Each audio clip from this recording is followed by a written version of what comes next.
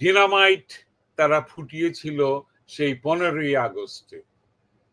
আমার ধারণা, আমি মনে করি, আমি এটার অনেক প্রমাণও পেয়েছি যে দেশ স্বাধীন হওয়ার পর থেকেই এই দেশের বিরুদ্ধে গোপন ষড়যন্ত্র চক্রান্ত চালু ছিল।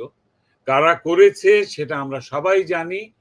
এই মুহূর্তে সেই তালিকা আমি দীর্ঘ তার বক্তব্য বা বিবরণ আমি দিতে চাই না। আমরা সবাই জানি, সংক্ষেপে সেটা হচ্ছে জামাত শিবির এবং ইসলামপন্থী কিছু রাজনৈতিক দল, যারা ধর্মের নামে, ইসলাম ধর্মের নামে রাজনীতি করে তাদের হীন ও চক্রান্ত হিংসা বাস্তবায়ন করে। তারাই বাংলাদেশের বিরুদ্ধে ছিল, যারা বাংলাদেশে 16ই ডিসেম্বরে 1971-এ হেরে গিয়েছিল। এই চক্রান্তকারীরাই দীর্ঘ 54 বছর চক্রান্ত করে আসছে।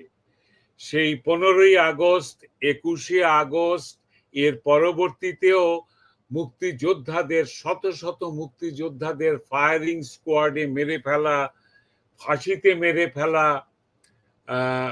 গুলি করে মেরে ফেলা, ক্ষমতাচ্যুত করা, রাজনীতি